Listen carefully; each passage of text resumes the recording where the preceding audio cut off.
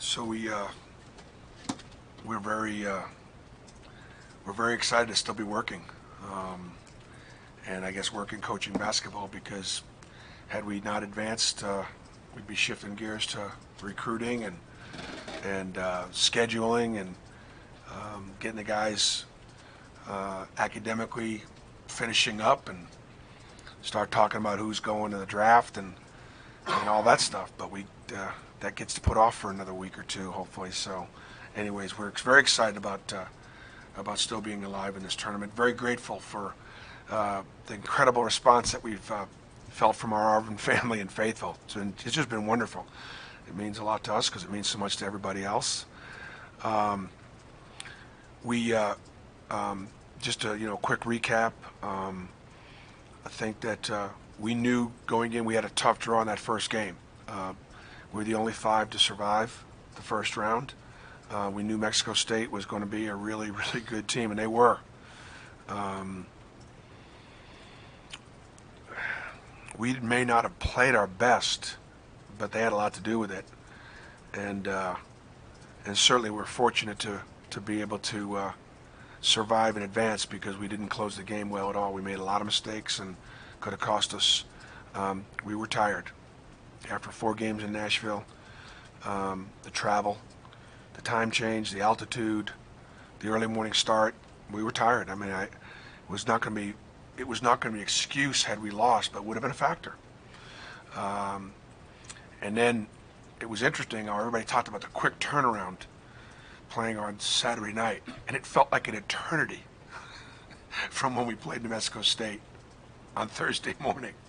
And our kids were fresh with those 2 days off, a day and a half off, and we obviously looked like it. We played great basketball in the first half against Kansas, and it was fun.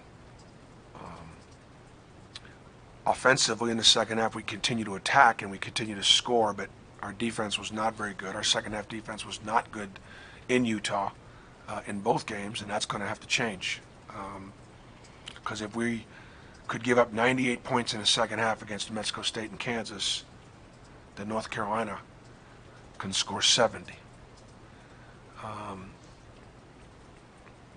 Carolina is, they've been the #1 seed throughout the last 4 years, and 8 out of Roy's 16 years at North Carolina. So they're on a great run right now. They've been to the Final Four more than any other program. They've been to the Elite Eight, I believe, 28 times. And so, for us, as our kids have been focused on trying to make history, and you hear that from their mouths, not just mine, what a better way or better an opportunity to try to make history than to have to go through Kansas and then have to go through North Carolina in Kansas, which is obviously a historic place for the NCAA Tournament and the game of basketball, because of Dr. Naismith being out there at Kansas after he left Springfield College. And so there's a lot of history there. That all said, North Carolina might be the best team left in the field. Their plus 10.5 rebound margin, we're about minus 3.5 rebound margin, for a difference of 14. Rebounding has been a problem for us all year. It's at least been a challenge. We are one of the smallest teams in the SEC going up against one of the biggest teams in the country that plays fast. I think there are a lot of pundits that are excited about the game because you've got the 2 highest scoring teams in the tournament playing each other for a chance to go to the Elite Eight. When I was on with Paul Feinbaum last night, I used the terminology that we're not afraid to run with North Carolina. It wasn't any kind of a challenge or saying we're not afraid of North Carolina. We got a good, healthy fear and respect of North Carolina. It's just that that's how we play too. And so for us not to try to play fast would go against how we play best also, even though historically the way to beat Carolina is to get them into a half-court game and not let them beat you in transition, and that's going to be difficult for us to do because of the way we like to play. The other challenging thing is that they're second in the country in assists, almost 19 assists a game. They do a phenomenal job of penetrating and kicking, finding the open man. They do a great job with their inside offense. A lot of those assists come from post feeds. They do a good job of getting the ball inside. That's another one of our challenges. And so we'll have to play our best basketball. I guess the last thing I'll say before I take questions will be North Carolina will not take us lightly, or won't be surprised by our pace or our abilities. They've got a first half to show them where we played about as good a basketball as we possibly can against Kansas. North Carolina lost to Tennessee earlier this season, so obviously the Carolina kids have respect for Tennessee's program, and we were able to beat Tennessee twice. So I'm sure we're going to get hit in the mouth by North Carolina from the jump. Bruce, North Carolina's guards being so big, and obviously your guards are smaller, quicker. What kind of matchup and issues does that present? Well, it's interesting. When we put Cody White's information on the board yesterday with the team, Jared said, "Is he 6'5"?" And I said, "I bet you he's probably 6'4", 6'5". Yeah. It's just that he plays so fast that you don't think he's 6'4", 6'5". If Ja Morant wasn't at Murray State, you'd be looking at Cody White saying the exact same things about him. Long, athletic, fast from end to end, about as fast as anybody. The Peters kid from Mississippi State is probably the fastest guy we've seen, but he's 5'10". This kid's 6'4", 6'5", and that fast. And that's the key to North Carolina's break. They just get it down there, make or miss, and we've got to get back, obviously, in transition and do some things in our transition defense to get back and try to duplicate the speed with which they push it. We like to push it fast too, but and then Kenny Williams is an elite defender, and so he's either going to have Jared or Bryce. He can't guard them both, but he'll have one of them. And great length, does a great job of taking charges. They will contest shots. That's one of the things they do defensively very well because of their length. So yeah, it'll be great. It'll be a great matchup of guards. And then you got Cam Johnson at 6'9", who is a big guard, and he just shoots over the top of everybody. He's one of the best. He might be the best catch and stick. Bryce Brown's the best catch and stick shooter in college basketball, and then Cam Johnson is probably next. It's really good. Bruce, Jared, there's so much talk about so many outstanding point guards in this tournament. Is that kind of a challenge to Jared? Does he take it that way? You have to ask Jared. Knowing Jared a little bit, yeah, I think he would look at the other point guards in a tournament. Not every player would. I think Jared would.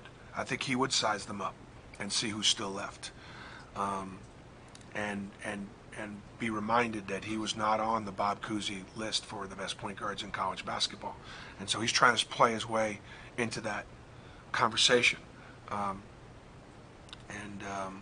So I'm sure he is. There are a lot of outstanding guards. When you looked at the video first half, I thought you did a pretty good job keeping him getting the ball close to the basket. I guess North Carolina's probably going to try that a lot. Getting it inside against us, yeah. Oh, no question. I mean, Kansas, that was their game plan. I thought we did a pretty good job of extending catches and making them hand the ball a little further away than what they were comfortable doing, not making it as easy on them throwing it inside. And, North Carolina is the same way. They'll do a good job with their inside-outside game. North Carolina shoots it better than Kansas did. Johnson is, like I said, maybe the second best shooter in college basketball at 6'9". So if we switch out on him a little bit, we get a hand up in his belly button, that's going to make it pretty difficult to contest shots. And then Kobe White is shooting at a great percentage also. And so those two guys account for about 55% of their three-point shooting. Kansas didn't have anybody that shot the ball as well as those two guys. And so that was one of Kansas's weaknesses that we were able to take advantage of, certainly in the first half. They shot it really well in the second half. But that's why North Carolina's a #1 seed and has only lost a couple times this year. How difficult is Luke May as a matchup, considering he's a double-double machine, but also he shoots three-pointers pretty well. Yep. Last 10 games, he's shot 3 pointers. He's a great player. I got a chance to watch him last year over with the Atlanta Hawks when he was working out. He was working out at the same time that Jared was, and his release on his three ball is so quick. I think he's going to be a good pro because I think he's 6'8", but he plays bigger. He gets his hands on everything. He's got great hands. He can finish around the basket. He just knows how to play, and he can extend the defense. So he's a tough matchup for everybody, but we have one of the best defensive forwards in all of college basketball in Chuma Okeke, and there will be times, kind of like when Lawson played the 4, where Chuma will be able to guard him, and I'm certain they're going to go right at Chuma, try to get him in foul trouble. Luke goes to the foul line a ton, and so I'm sure they're going to try to attack Chuma, and then when they do play smaller, and they don't play Garrison or they don't play a traditional center, then he goes to the 5 spot. That can be, again, even more challenging for our guys to guard him on a perimeter. But our 5 men, Austin and Anthony and Horace are all capable of getting out there on the perimeter, but that's going to be a challenging matchup. BP, as far as y'all valuing possessions, not turning the ball over yourselves, it's been absurd some of these games. I think that the game against Tennessee here, you had like 5 turnovers or something like that. Tell me what changed, because you guys were a little sloppy before that. You just tightened up. Well, I think like Tennessee, a lot of it is about to do with the matchups. Teams, let's just say like South Carolina, that'll extend a little bit more. I don't know how many times we turned it over against them, but that would be a team that would try to force some turnovers. Tennessee would be more of a solid defensive team, and therefore they're not trying to create turnovers. We are trying to create turnovers. We're not always solid. So some of it may have to do with the opponent. Some of it, I think, has to do with, in March, our guys have been pretty locked in, going to their strengths, staying away from their weaknesses, a better understanding of valuing, just trying to value possessions. In other words, we want to play fast. And occasionally we'll take a bad shot early in transition, maybe even more than occasionally. But once everybody's back, Jared has done a good job of getting them organized. And like I always say, run something. Run something.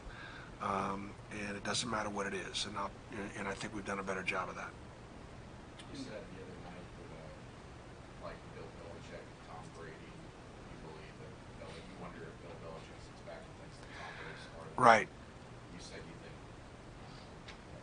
Jared is smarter than you. Yeah. Can you explain that and maybe give me some examples here of late where he's done something or called something that you weren't necessarily expecting? Yeah. Guys, I occasionally like to have some fun with this stuff like this, so it's my way of giving Jared credit for having a high basketball IQ. There will be times when I'll have something called and he will have already had a play call, and I'll defer to him. It's sort of out of respect. He doesn't do it often, but if he has something out there and we're in a free throw set and he's been able to get to his teammates, I'll roll with that, because like I said, run something. He knows the things that we like going into a game plan. Usually what Jared will do is it'll be a heat check for his call. My call would be more of a matchup situation. He will tend to go to the guy that just made the last one and try to get him another one.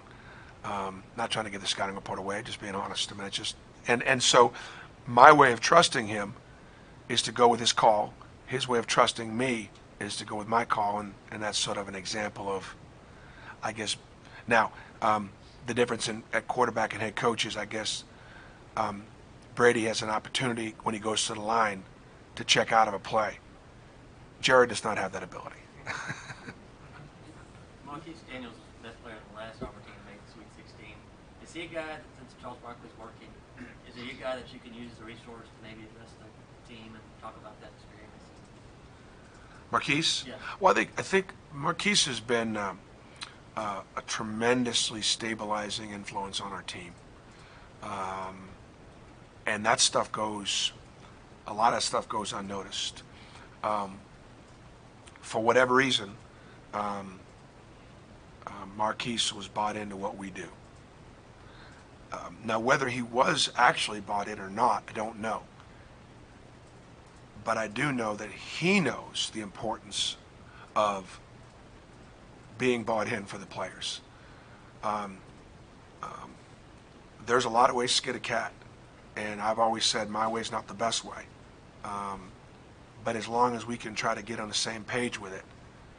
So when you've got an assistant coach that played in the NBA that believes in what you do and how you do it, and then is able to convey that to the players in the good, the bad, and the ugly, or times of adversity or challenges, it's an incredibly stabilizing force for him to be able to find ways to be able to not only train the players on the court, but also talk to the players about ways they can be successful within the framework of what we do, what their niches are.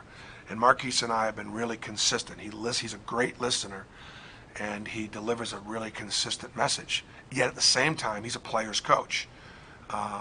That's what his value is. It's not so much first round of 32, 16. Look, we'll get to the Elite Eight because we'll find a way to beat North Carolina. Not necessarily because of his having been there before and not beaten North Carolina. I guess that was the last time we got there, right? No, he lost Syracuse. Also Syracuse. Okay, thanks. Knowing that teams do have a little bit more success with North Carolina when they get them in the half court, what gives you confidence that you guys will have some success doing it the way that you guys do it? I don't have any more confidence doing it the way we're doing it, other than the fact that you have to be who you are, and we're not going to go crazy trying to run, but we're not going to not play the way we play. Because I know we can't beat them that way. Whether we can beat them the way we play them, I don't know. That's why we'll match up and see. I do know the last time I played Roy Williams, he put 100 and something on us in New York City in an NIT game. It wasn't very pretty. So. Bruce, can you talk about having a 10-man rotation now, the tools that you use as a coach? Well, it's I think one great thing about where we're at right now, obviously we have the depth, so we're not fatigued. The only two guys on our team that should have any reason to be fatigued would be Jared and Bryce, because they've played throughout the season. They've played heavy minutes. The rest of the guys have all played the kind of minutes that they could handle. And there are no freshmen out there that are going to be experiencing any kind of fatigue because it's a long year. We had unfinished business. We're still working. I don't think we're tired. And I do think now guys understand what their strengths are, understand what their weaknesses are, going to their strengths, staying away from their weaknesses for the most part.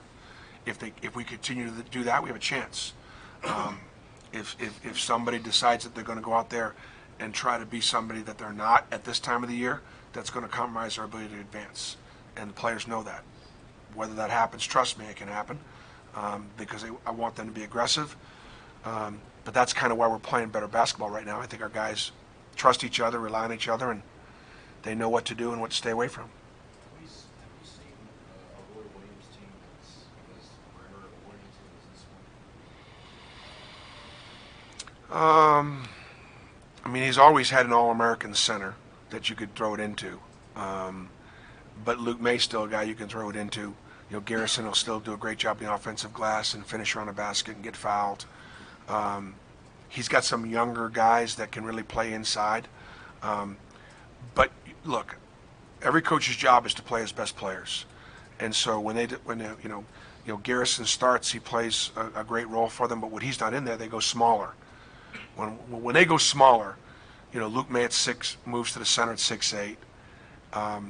Nasir Little comes in at 6'7", but he plays very. If Zion wasn't at Duke, they'd be talking a lot more about Nasir Little at North Carolina. Nasir was the MVP of the St. McDonald's All-American game that Zion was in. I don't know if Zion played in it, but clearly was in the game. Nasir was the MVP of the McDonald's game. 6'9" at the 3 spot, 6'5" at 2, and 6'4" at the point. That's their small lineup.